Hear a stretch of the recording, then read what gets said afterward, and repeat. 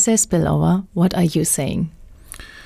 When I think about the word spillover, I think about, let's say, new genetic branch and modification of a path, of an original path, and a translation from something that can be originally confined within the academic realms into other realms, other applications.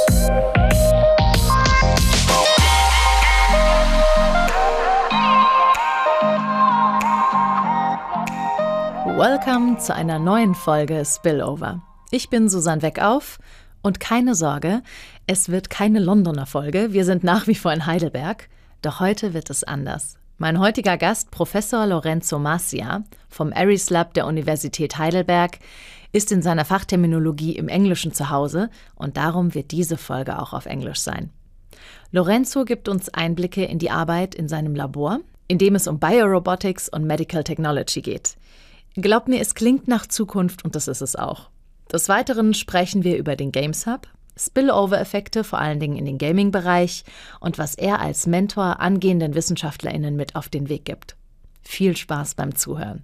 Spillover. Aus kreativen Ideen wird Zukunft gemacht. We're 1 week after the GamesHub Stabsübergabe. How was the delivery? How was the event?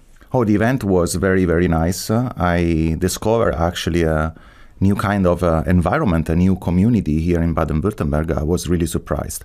I heard that Baden-Württemberg is probably the land that invests most in terms of game design in Germany. There's a concentration of schools and institutions that are really focused on this aspect.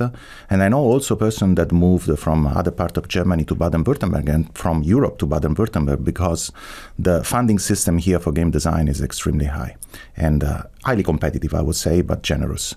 I found a community that is, I would say, different from the community from where I'm from academia. Very vibrant, very social, extremely open to experience, let's say, new opinion and different expertises. So something that I found extremely exciting is that this person have the sense of complementarity. Contrary sometimes to academia, that is my environment, but I don't want to talk badly about my environment, but we are sometimes and always too self-referential without looking around and understanding that there are other competencies that can be integrated. Under a certain point of view, I understand that is the main structure of academia that doesn't allow other people from, let's say, try to bridge within the research field that are inside inside the university. I've always been the person that wanted to keep the doors of the lab open to other person with other expertise, even if it's not related particularly to research. There should be intersection, but I am not looking as primary outcome to publishing a journal paper. Like the spillover effect. Keep the doors open and let's see what happens. Yeah. Let us tell the people, where are you from? I'm Italian. I'm from Rome. Nice. And I was born in Rome. My family is not from Rome, so I'm a first generation. My mother was from Tuscany and my father from Sardinia.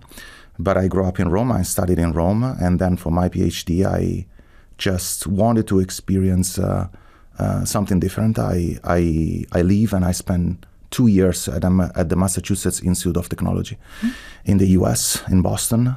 And that one has been probably, let's say, the experience in my life that really unleashed, I would say, my behavior. Well, because I would say that it's mostly related to the way that certain kind of institution promote competition. Okay, so it's throwing you out of your comfort zone. Absolutely, and the competition is fair. I found a very fair competition. It was not easy at the beginning because, I arrived, it was a new lab, people highly competitive, but you gain the respect. It's like in sports. There's no way of cheating. The strongest is the strongest. And there in the group, the one that were the strongest, they were the one that lead. Yeah. And I still live off that momentum, I would say, from that experience. After almost 20 years, I would say. I mean, I was there in 2005, 2006, so it's almost 20 years, 18 years. I still live off that momentum. That's a nice essence. Mm-hmm. Wow.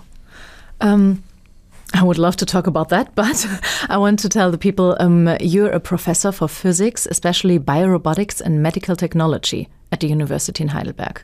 Yeah, I'm affiliated to the Faculty of Physics, although I'm not a physicist. Okay. Okay, so and that's why, now the university creates this new Faculty of Engineering. It's called Ingenieurwissenschaften, in which all the persons that are, let's say, coming from different background and they have a very highly applied research plan converge into this new faculty.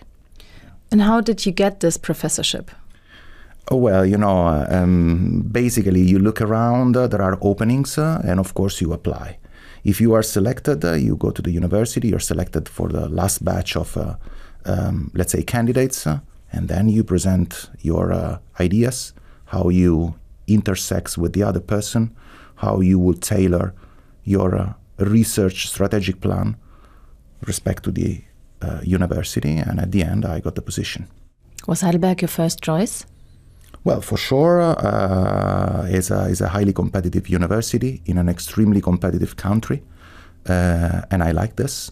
So I would say I'm honored also to work for Germany and sharing my time with a lot of brilliant person. I have, for example, great intersection and great connection with the industry here in Germany. I found them extremely dynamics, able to risk.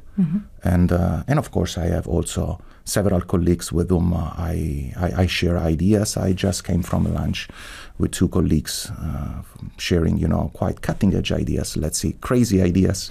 For the Kartzeichen-Stiftung, there's this wild card application that we are going to submit. So I'm not going to tell anything more because I don't want to disclose. Okay. It's a very crazy idea, but let's see what happens. Okay. Let's cross the fingers. Fingers crossed. Then tell us about your own lab. You have your own lab. Okay, my lab is called ARIES Lab. That stands for Assistive Robotics and Interactive Exosuits. The ARIES basically is an animal, is a myzodiacal sign. It's like, I would say, not particularly clever animal, but very stubborn. That's why I associate this animal to me. And the laboratory mainly consists in a very applied research focus, has this very applied research focus. Mostly we design our own technology inside, in-house. And the lab's focus, I have different research streams. I would say I come from rehabilitation engineering or rehabilitation robotics. Then towards, over the course of my career, I gradually shifted from a paradigm that was contemplating rigid robotics and classic robotics into softwareable robotics that are currently named exosuit. They are soft exoskeleton. Can you tell the difference for non-technology people like me and maybe some listeners? Well, let's say that rehabilitation engineering and assistive technology is a branch of classic robotics using hard materials like aluminum, steel, electromechanical actuation that are electric motors.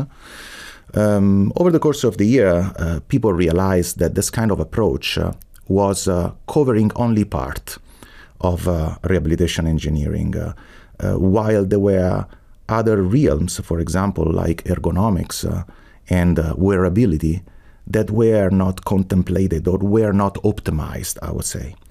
So there was a paradigm shift within the last 10 years of trying to investigate if soft materials like textile, clothing, can be used also for providing people with actuated garments to empower or to provide assistance in everyday life. It can be walking, it can be feeding ourselves, it can be also, this one for rehabilitation, but it can be also assisting or augmenting in our workplace, increasing safety.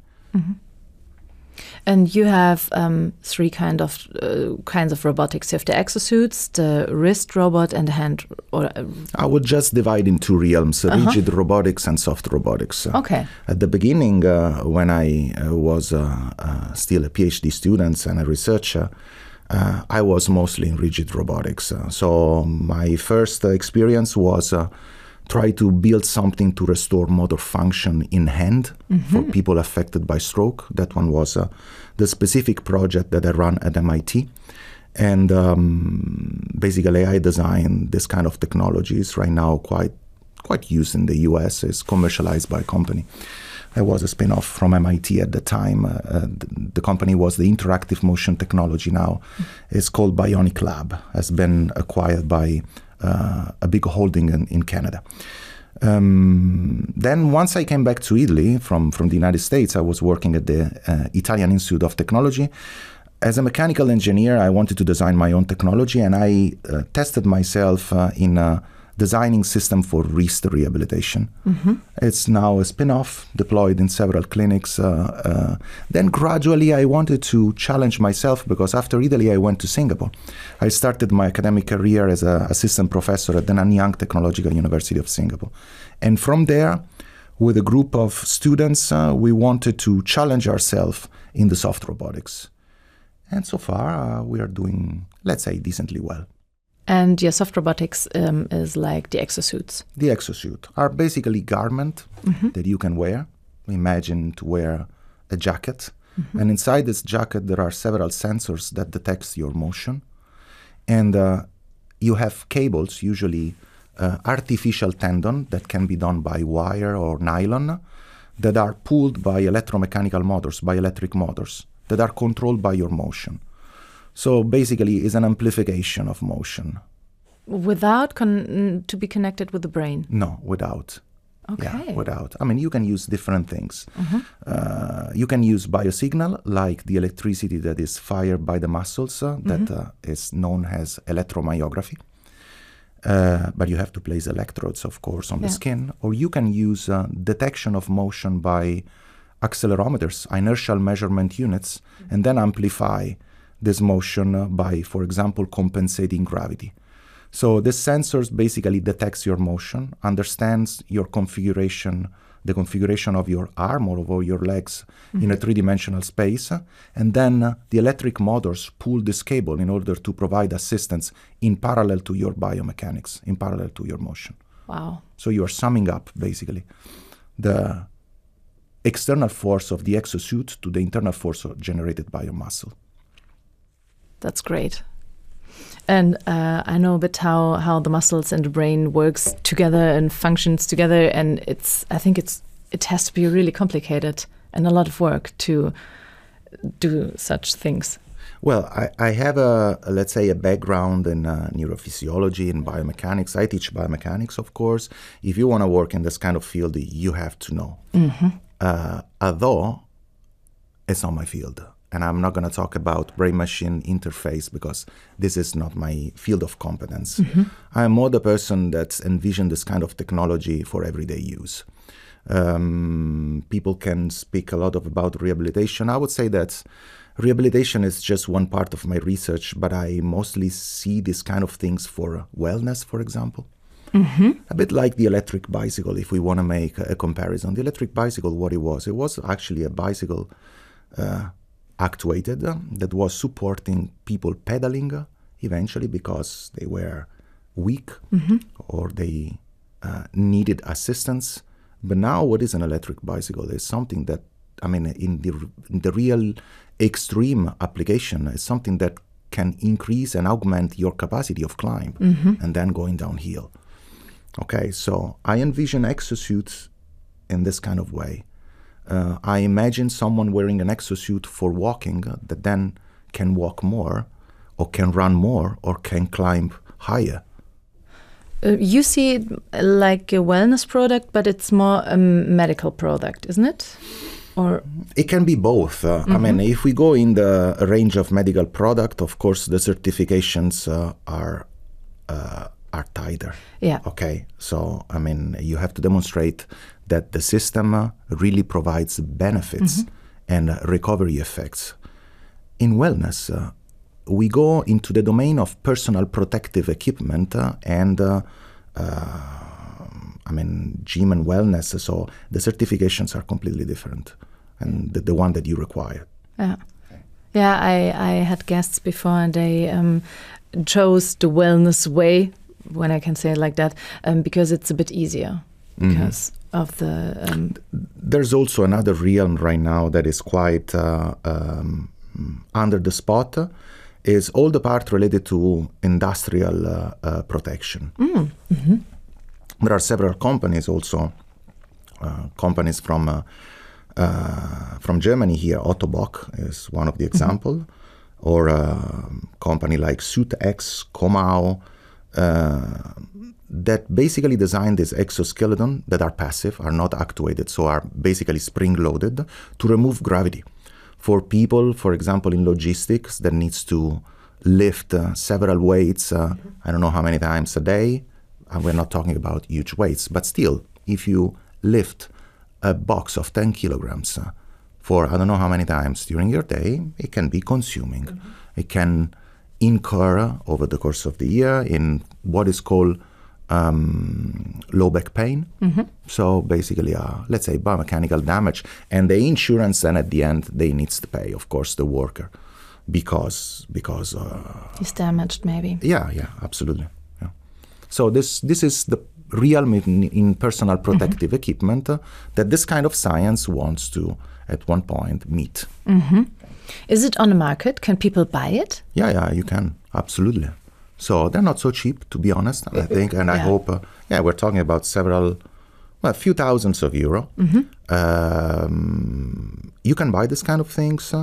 They're already used for mostly in logistics, I would say, automotive, because some of this exoskeleton are designed to allow you to hold your arm over the head for working. Imagine, in a production line in automotive that you have to work under the bridge that is lifted on over your head. These are the major applications, and also for lifting. I mean, I have collaboration also with other companies that design exosuit for lifting. Yeah. Okay.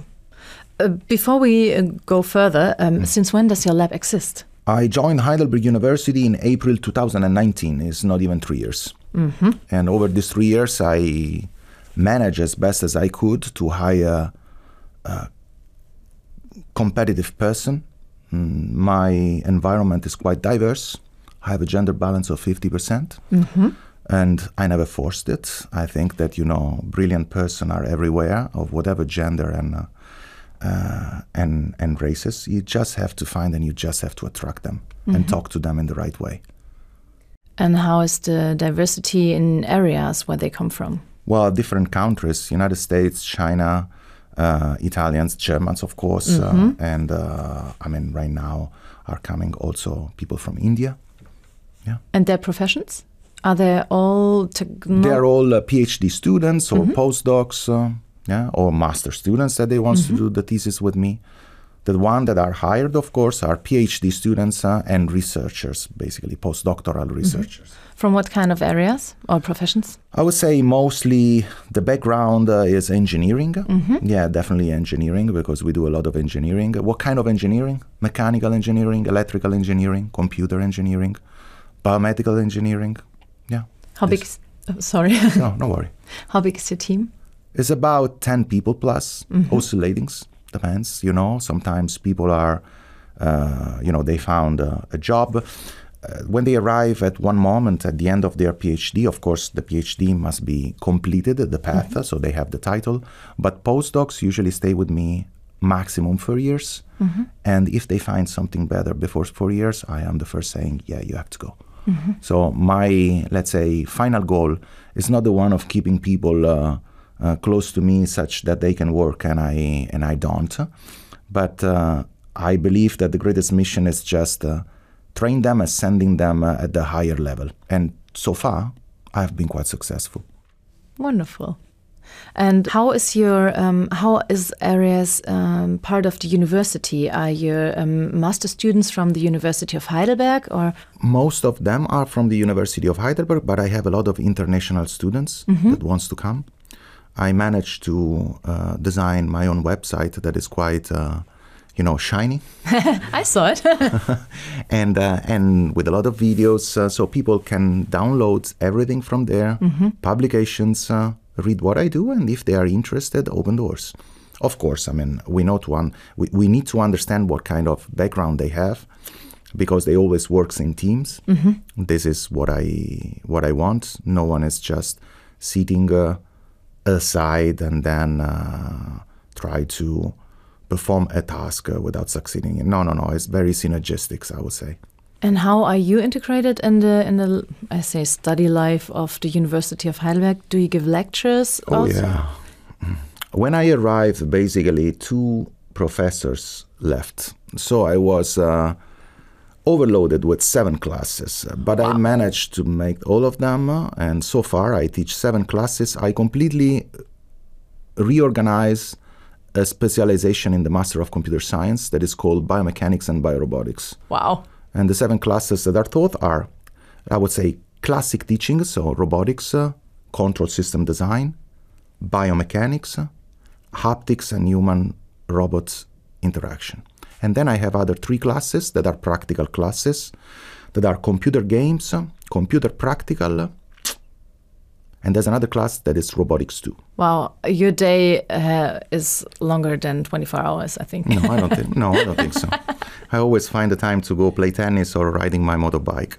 So no, it's a matter of being, I would say, organized. Organized. I managed to prepare all the classes within the first year. I'm not a young assistant professor, so it means that few classes were already prepared. Some other classes, I tailored them on my research activities. So it was not so difficult. Do you like it to teach? Yeah, definitely. It's where you succeed in attracting the talents. I know that there are, for example, several institutions in which people are happy because they don't teach. But I believe that if you want to keep yourself flexible and train yourself in how to escape certain situation in which words don't come, teaching is the best gym. To get inspired also. Yeah, definitely. Nice. What field of application do you prove or try out at the moment? I was very much engaged in all the part related to rehabilitation with my technology. So I basically tested my technology on stroke, clinical rehabilitation after stroke. We are testing devices now in Italy on multiple sclerosis. I have also experience in Parkinson's disease and quite a peculiar experience in cerebral palsy. So basically, neurological damage in children. And besides the technology, how important is the product design in the development process? It's just essential. Without it, it never works. No, absolutely. So that's why I collaborate also with TU Dresden. There's a school in industrial design that is quite strong, and I just finished a meeting before coming here. They have brilliant young industrial designer, and we basically designed the technology, developed the technology. In terms of functionalities, it works perfectly, but we need the touch in ergonomics and industrial design to make the system, I would say, also effective, really effective and appealing.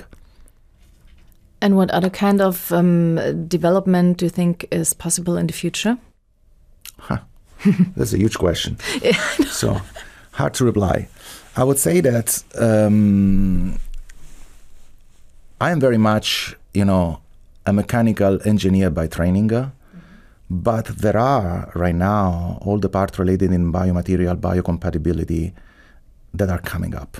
And I would say that now we talk about robotics, but if we really want to become, symbiotic with the human, with our technology. We should just have a transition towards bionics. And there are few persons, but very few, that are trying to do this kind of things. In the United States, Hugh Gehr from MIT is one of the pioneers.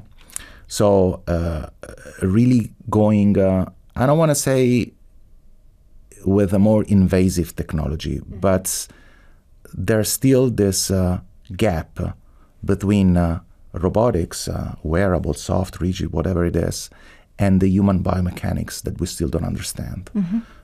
Smart materials, biocompatible materials, they play the role of the middle layer of the interface between something that is completely artificial and something that is biological, that it's us. What do you think we need for that? Time.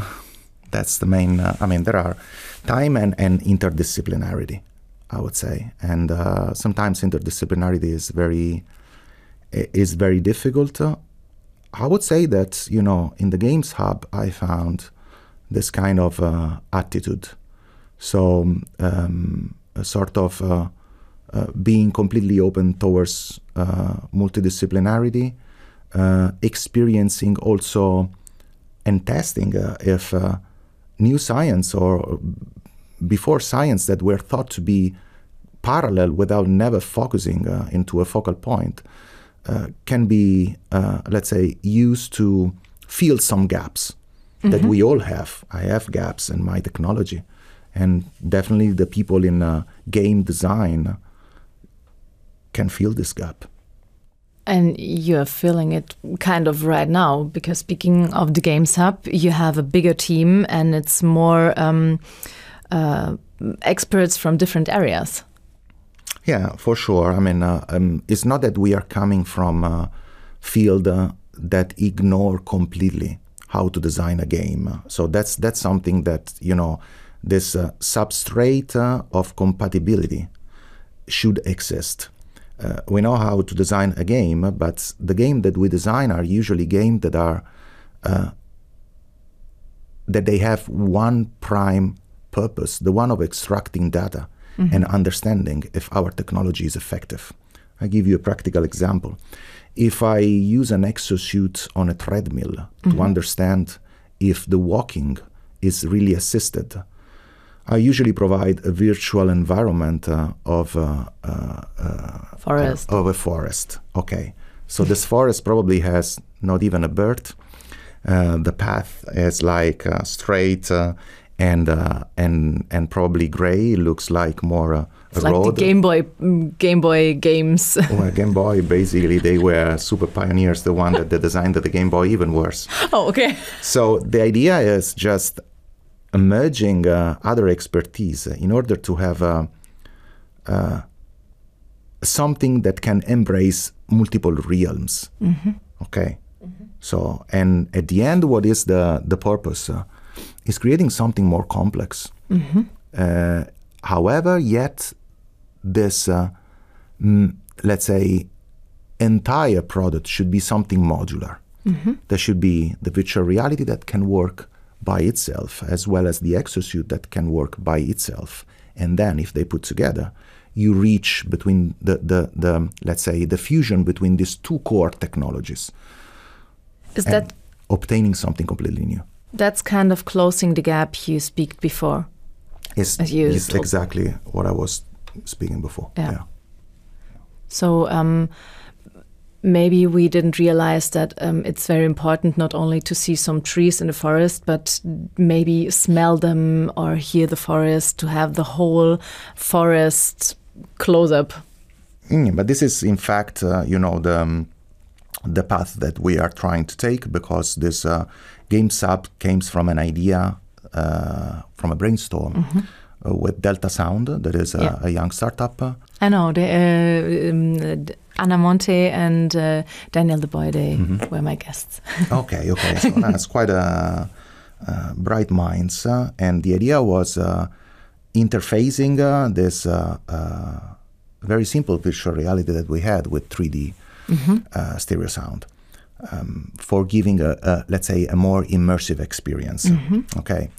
And then, of course, with the GamesHub, why we applied, because we are looking for someone that can be also game designer. Mm-hmm. They can write a script, they can take care about the virtual reality, they can take care about the artificial intelligence. And then we try to integrate everything with the 3D sound, with the exosuit, in order to create a fully immersive experience. And for that you have the 3D artists from the Hochschule der Medien. Yes, Sophie, sorry. Okay, and how did you all find together in this interdisciplinary team? Oh, well, it's just fishing back and forth. It's not that you have to wait. I mean, there are several things that can be useful. Not only I found extremely useful Xing, mm-hmm. LinkedIn, mm-hmm. and stop. Nothing else. But however, still is, and then of course navigating. The web is like it's something that gives you access to people that before you would have never met. And especially in this team, I think you had the matching meeting, when I call it, I think it's a matching meeting with the GamesHub. Well, basically it was an idea of the Delta Sound to apply to the GamesHub, because I was completely not aware of the existence of the community. Ah, okay. Yes, my fault, honestly. But I am brand new in Germany, so I don't know how it works, especially. For example, in Italy, the game community, we are not a country in which game design is one of the main. We are more into engines and motorbikes and cars and other things, and of course other realms. Mm-hmm. But it was their own idea. And then we figured out to put together our proposal and discuss our proposal in front of the search committee, the mm-hmm. review panel. Okay, Let me say something about the GamesHub. It was founded in July 2021, and more information about the GamesHub and the founders and its partners will come at the end of this episode, if you need to know more and if you want to know more. With all those experts from your teams, or the Delta Soundworks, Anna and Daniel, and Anne-Sophie Breininger, the 3D artists from the Hochschule der Medien, how, or would you say the way of success kind of started in the application process? So, I would like to, let's say, promote a new paradigm shift, mm-hmm. in the sense that I don't want to stitch too much inside the academia. Mm-hmm. Now the rector will hear and will fire me. And no, but I would like really to create, let's say, an environment in the laboratories and in the facilities that I started so far about 3 years ago, mm-hmm. where really people comes, discuss. If there's something that we can do, we do it together, and then we exploit. Mm-hmm. We exploit just writing application, applying for funds, applying for patents. I would absolutely love to interact with Hochschule der Medien, SRH, mm-hmm. and taking these institutions to talk to me, visit my lab, discuss. If they want, I can just also provide seminars with their students, try to involve their students also in my class and my research activity. If they find that my research activities are something that can complement their already existing activities, because here we are talking about complementarity. Mm-hmm. This is something that I would like to investigate. This is something that I would like to ignite, I would say. But the possibility in the GamesHub for Health and Science mm-hmm. Heidelberg, it's given by them.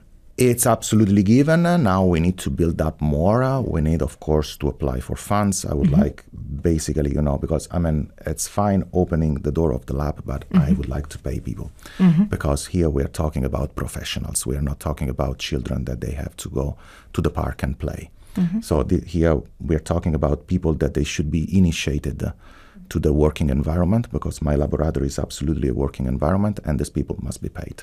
So, of course, on my side, all the burden of finding the resources to ignite this new, let's say, strategic alliance with the GamesHub and my institution, and try to propose something that is completely new also at the national level. Mm-hmm. Because so far, I don't know many people working in my field and not many people that want to merge this kind of fields between game design and exosuit or assistive or wearable assistive technology. So you're kind of a pioneer. Well, I mean, this is, I take it as a compliment, but I don't have this opinion of myself. I would say that I'm an explorer. Okay? So okay. I'm not like the one that failed going on the South Pole, probably. But let's be a bit more conservative and keep everything under control. I would like to propose something new. Okay? I'm not a follower, I would say. No, you're an ARIES. Let's say, perhaps. Push open new ways. You're too charming. You girls. So do you have a concrete problem you want to solve with the GamesHub? Besides open new doors and work with different people? Well, the word problems denotes something negative to me. I would say, are there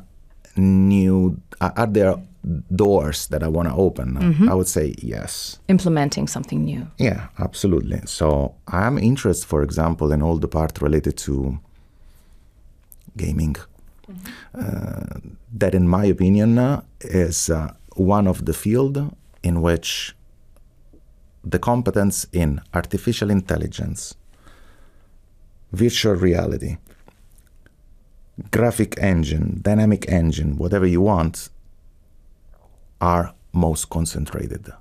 You will not find these competences in the universities. I'm sorry to say, very few persons are able to have the same level of complexity that is in game design for any aspects, also the artistic aspects, because, you know, there's an artistic aspect that is absolutely outstanding. And, you know, the imagination, the creativity that is in the game design is, you know, by far exceeds the one that is in academia. And I'm sorry to tell this because I'm in academia, but I don't care. I'm telling you this as an ex-addicted gamer, of course. Really? Because of course I wasted myself, you know, in front of PlayStation 1. I can tell you a story. I thought Italians aren't that big in gaming. No, only in game. In game design, but in gaming we are quite addicted. So I can tell you a story. So when of course I was born in the era of Commodore 64. Okay. I am from the 1977. So the first personal computer, Commodore 64, for families arrived in the early 80s. And of course, I was born, and I had my Commodore 64. And there you have to program something in basics, you know. And then I remember you have this cassette that you have to stitch inside the recorder and press play on tape. It was this command, it was load and then enter and then press play on tape written on the screen. And you press play on tape and you start and you wait for the cassette going ahead, and then at the end it was supposed to stop, for example, at 100 rounds. It goes 110, you have to rewind and try to load again. Amiga 500, then there was the PlayStation, and when the PlayStation arrived, that one was basically my biggest desire. How it worked? Well, the PlayStation cost a lot. So at that time, internet was not very much diffused. But if you take the newspaper, there were the announcement, I'm selling a PlayStation, this is the price. And there was a guy, I'm selling the PlayStation in Rome, because I, by mistake, bought it too. I don't know how. Okay. See, he ordered this that PlayStation. Happens. So it was selling really for a very low price at that time. And then I called him by phone. I said, hey, where are you? It was on the other side of Rome. I took my scooter, red lights, green lights, orange, who cares? I arrived for first and I bought my PlayStation. And I brought it home. And since I know that my mother was not very much into these things, my PlayStation was hidden inside my closet. And at night, around 2, I just woke up and played the PlayStation. So, I can tell you, you know, so many anecdotes about PlayStation and gaming, but I was really, really addicted. I also made tournament. How old were you back then? Oh, not that young.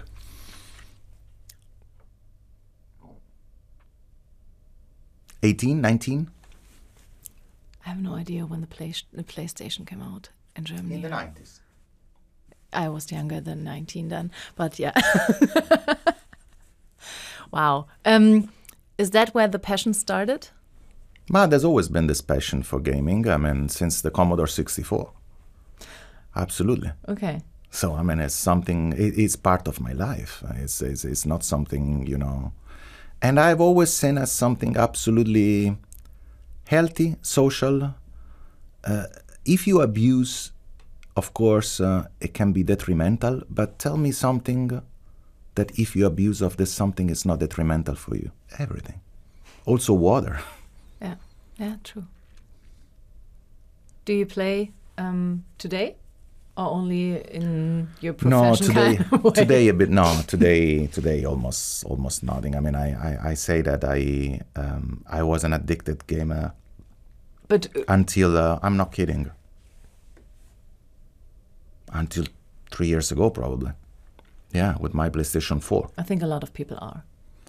No, definitely. I mean, I used to organize in my apartment this tournament with my students. Oh yeah. It's Pro Evolution Soccer. Yeah, okay. They still remember how much I spanked them. I think you are their favorite professor. Well, I mean, that's not, now let's not exaggerate for sure. But I can kick them also, you know, in real sports. So not only in steel, I would say. Let's see in about 2 or 3 years if I will still keep, you know, my physical performance. Well, biology says no, but let's see. Okay. And back to the GamesHub. Mm-hmm. What are your expectations?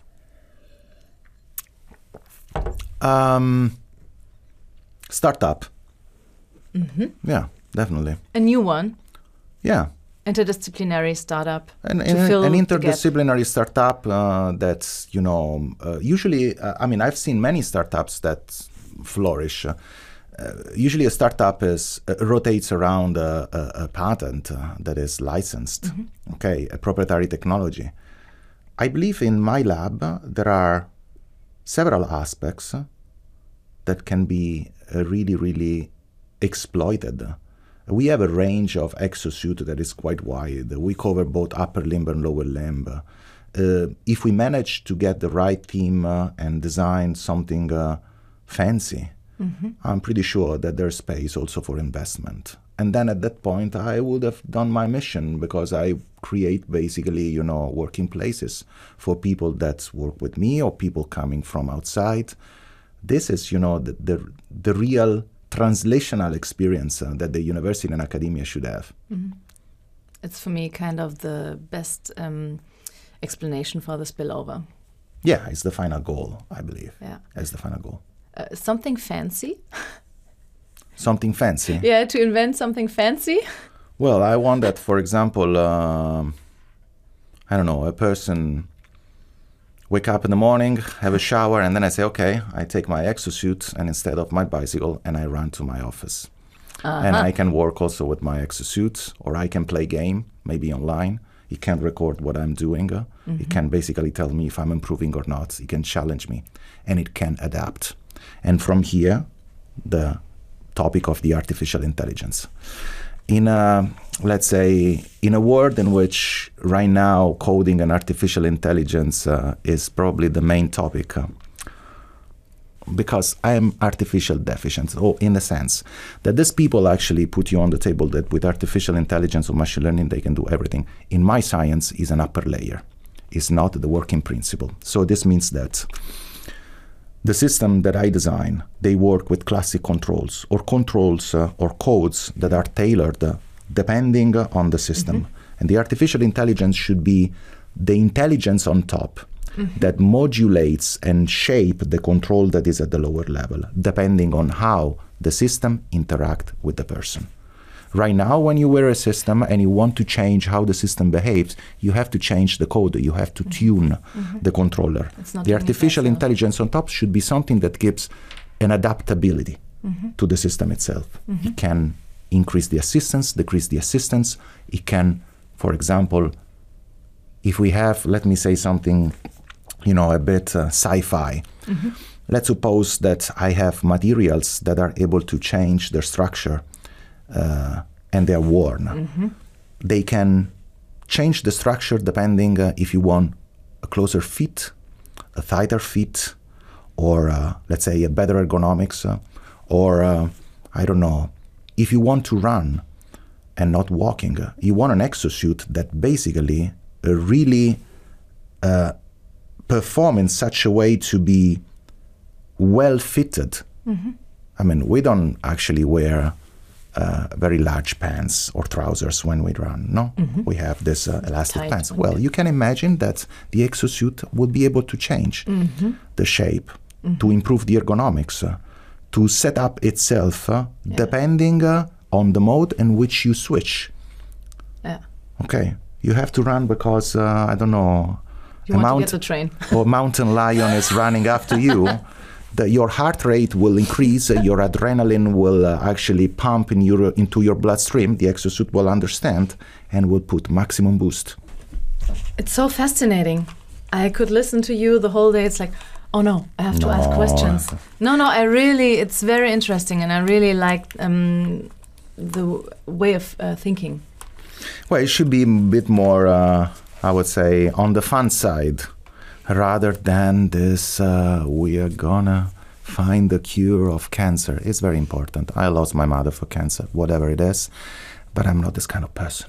I know, yeah. Okay, so I'm more the one we need to breach. And we need to have, maybe it's fun, maybe it's positivity, I'm not sure how to call it, but it's kind of an essence. If you don't have that, for me, or in my opinion, your kind of motivation is, it's not there if you don't have Well, this. did you see the picture from my lab? Yeah? There are all people smiling? Yes. This is exactly how it is. Yes. Okay? Oh, of course, it's not that I never fired anyone. Huh? I did. That to be happy and to smile doesn't mean you don't have to fire someone. No, I mean, let's say that what I really want is an environment in which people compete, but see competition as a personal path towards an evolution of their personality and an improvement of their maturity. Okay, so they need to understand that when there is someone that is better, this person must be followed. I am this kind of person. I have this kind of vision. When I found someone that is better than me, I followed, and I was never the first in my class. That's the thing. Short break for that because it's important. Yeah, that whatever. Okay, whatever. Yes, and I think some people aren't made for that, or they don't choose it, or they don't want it. And in my opinion, it's okay. But then maybe you have to go separate ways. Yeah, the important. I think that, let's say, has a mentor, professor, whatever it is. We have the responsibility of driving people towards the best path that they can take. And sometimes you need to have the responsibility of talking clearly to this person, giving them the room to take the decision. However, a decision should be taken. If there are persons that are not cut for research, or for example, they don't like writing, in research, writing is probably 80%. I'm always writing. If you don't like writing, if you don't like communicating, if you don't like telling the story, because actually, when you write a paper for a scientific journal, I always tell to people, try to write a bit something that appeal the person, that arouse the interest. Tell a story in a sci-fi way, of course, without overshooting. Otherwise, it's ridiculous. I mean, we are always talking about science, and at the end, the results should be there. But you have to train person in presenting themselves. That's why I am completely addicted to demos. This means that if I have a guest that comes visiting my lab, all the team should be ready within, really, I'm not kidding, 2 minutes in showing how a system works. I went many times into labs and they say, we do this, we do this, we do this. But then I never seen them working. Mm-hmm. And every time a company talks to me and they ask, can you provide us some proofs? I provide them videos. And then I ask them, if you want to compare, just see and ask videos to other people. In my lab, every time that a person was hosted, he attended real life demos and can also try the systems. So there's no lie. Mm-hmm. The system works. If it doesn't work, it doesn't work. Mm-hmm. And we say, well, it doesn't work well. Okay, so you must be crystal clear and show really what you do. If it doesn't work, you can be ready to say, well, we tried to go in that direction, but it didn't work, or we were not able. Mm-hmm. Yeah. So demos, the importance of showing the work, of divulgation, presentation, I'm completely fond of these things. Of course, I was trained in the US where they put particular attention in presentation of the work, of the personality, very much, sometimes a bit too much. However, I much prefer someone that is able to show off, let's say, rather than someone that is extremely shy but is not able to communicate or doesn't or believes that presentation of what he or she does is not a central core. Mm-hmm. Is there something you could tell maybe students, postdocs, or maybe people who wants to get in this business, how or what you, a tip, something? Mm-hmm. Well, the first tip is information should be readily extractable. Mm-hmm. Single statement, short statement, images. I take a very strong, a very really high attention to presentations of figures, photography, movies also. my website is full of actually movies from my technology and the technology that with my team we designed together. Mm-hmm. This is the visual information is the one probably that is the most extractable and the easiest to extract. Then there's also the olfactory, but that one, I don't know how to just communicate science with, that one is mostly related to memory. But, visually speaking, is the first information that you extract. Because humans are eye animals. Yeah, so. Yeah. Well, humans, the other one, no. The olfactive information for animals is more important. Yeah, yeah. Sorry, I interrupted. No worry. But anyway, so presentation, just to summarize, is not presentation. The way of communicating with people is very much, in my opinion, the most important things. And it should be done not being too technical, okay? But being able to go into technicalities, because I'm very much someone that if I am asked what is my research, I can go really in details. I know exactly how it works. On the other side, I am not a fan of person that wants to simplify science to make people understand. No. Mm-hmm. You must communicate to the world what you are doing, but you must also communicate that what I am doing is because I studied an entire life. And this is true for research, it is true for any kind of professionality in the world. Let's not simplify. We live in a society in which everything is simplified. It's full of Wikipedia person, and this should not go in this direction. But isn't it important to explain maybe some people who wearing the exosuits and there are no trained or they have no idea from what you're doing. It's absolutely important. It's absolutely important. But for example, something that I don't like is that many people use science and apply science to domains that are not scientific at all. Yeah.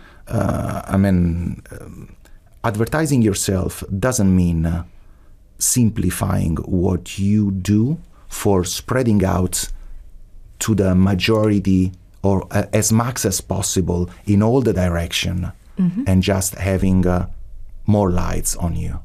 Because you incur in the mistake of simplifying what you are doing, and then you are prone also to critics. You must be ready to be prone also to critics from people that eventually are not from the field, but they feel themselves justified in just saying what is wrong or what it doesn't work. So there are two big mistakes. Sometimes people are too self-referential and enclosed in their enclave. So this is science. We should not communicate that because this is something that we actually manage, and the one that really spread out, in this without discriminating everything. No. So you should be in the right, let's say, lane. Yeah. Okay.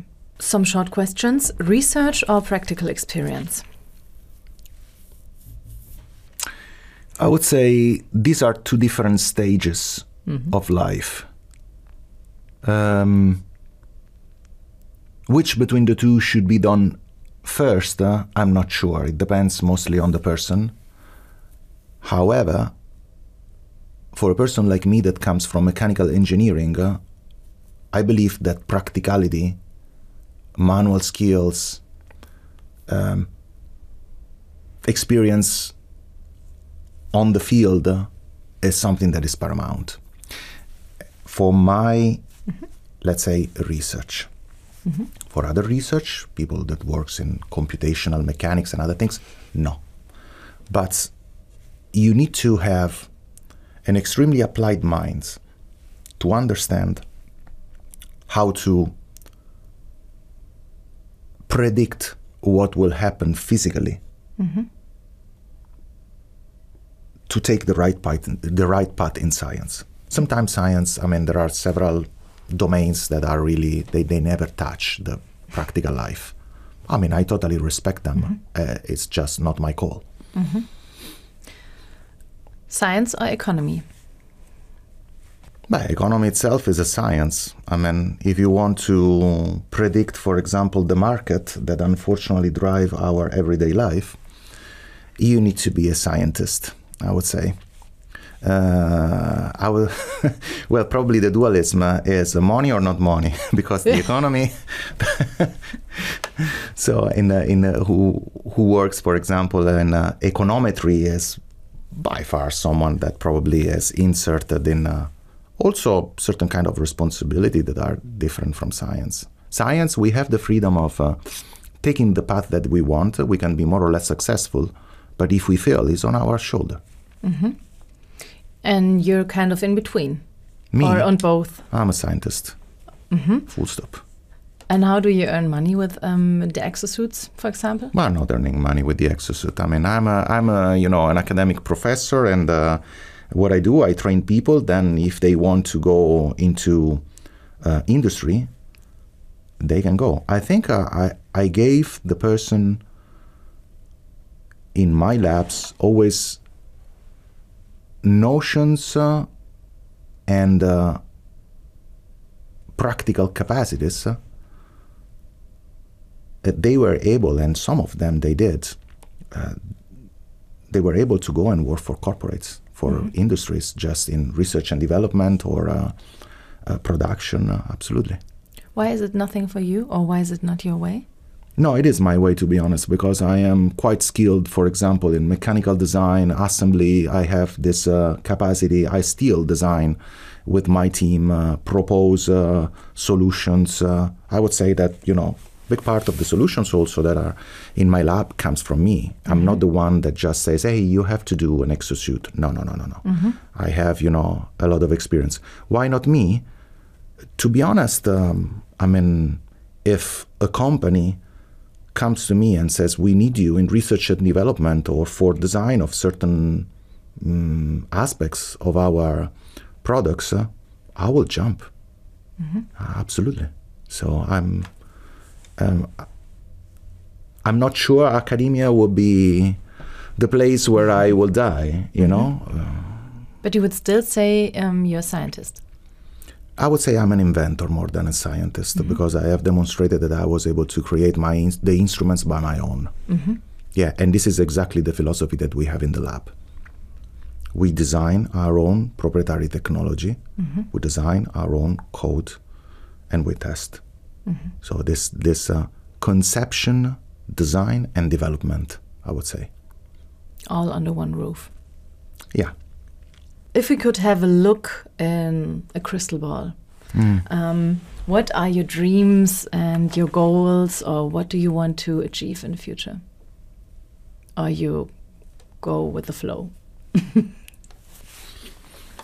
No, I'm not going with the flow at all, to be honest. I didn't. If you look my personal life, I don't say. Yeah, I didn't think so. No, definitely. It's a hard question.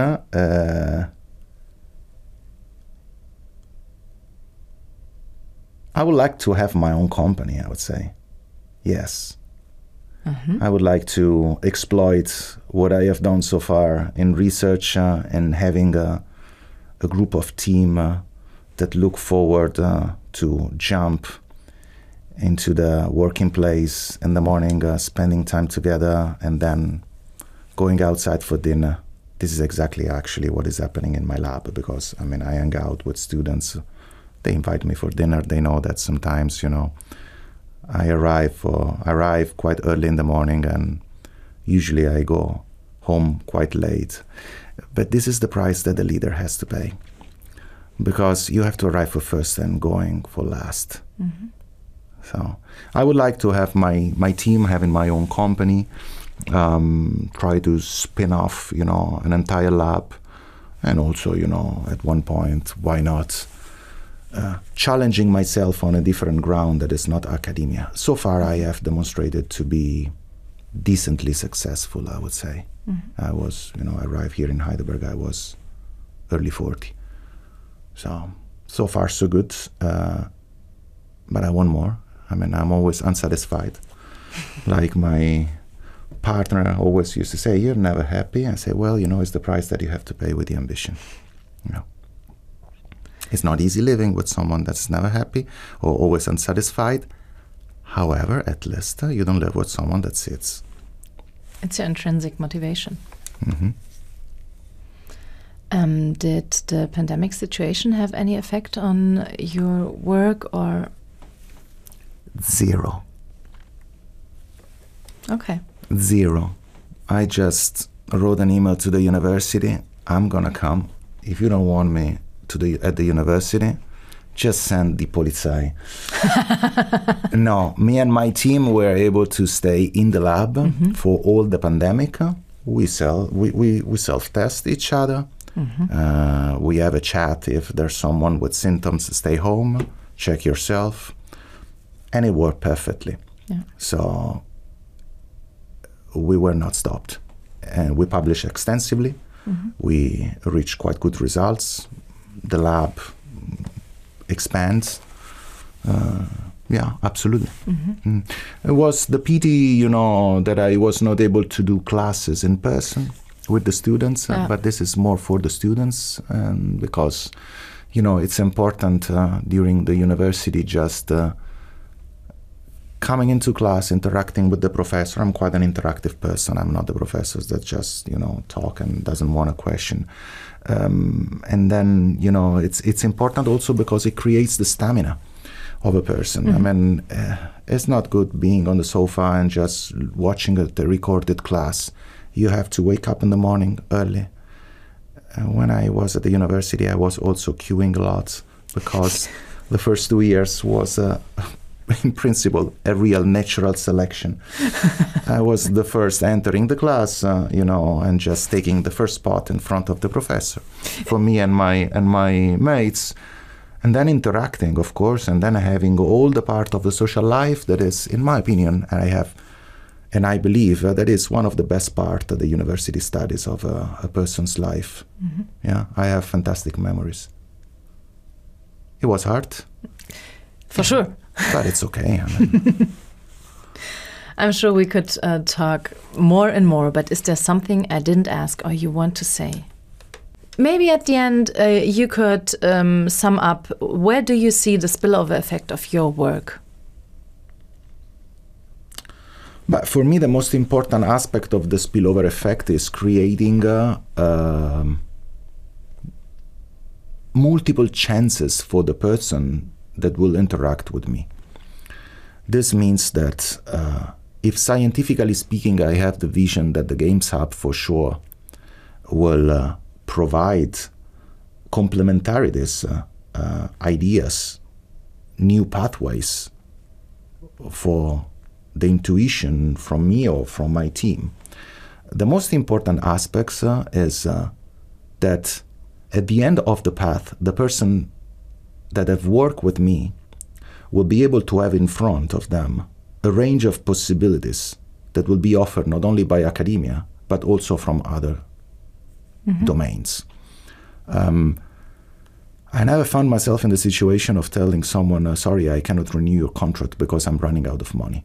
Persons were able just to find, and I have to say that I played fundamental roles in this, motivating the person or also simply raising the phone, taking the phone and calling someone. And I was successful in this because at the end of their contract or before the end of their contract, they were employed at the higher level also. This is the idea. Mm-hmm. That's why, for example, I had brilliant students with me, PhD. They would have minded to stay more. That's the time that you just skip at the higher level. And they went to Harvard, to ETH Zurich, to MathWorks, to Microsoft.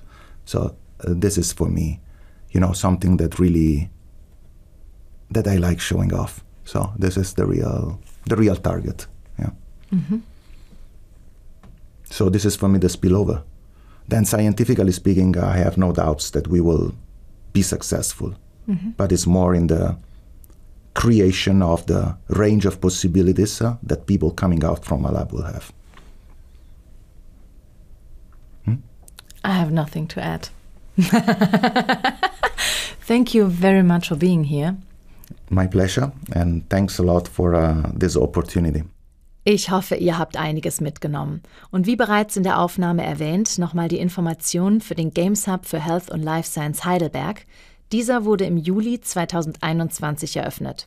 Projektverantwortliche sind die MFG Baden-Württemberg in enger Kooperation mit der Stadt Heidelberg, Stabsstelle Kultur und Kreativwirtschaft, dem Technologiepark Heidelberg, dem Life Science Accelerator, der Universität Heidelberg, der SRH-Hochschule Heidelberg, dem Heidelberg Startup Partners e.V.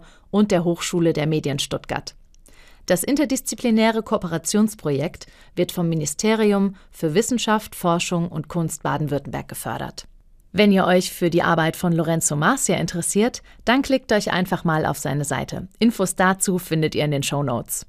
Und wenn euch der Podcast gefallen hat, abonniert ihn gerne beim Anbieter eures Vertrauens. Wir freuen uns auch immer über Feedback. Die Infos zum Kontakt findet ihr auch in den Shownotes.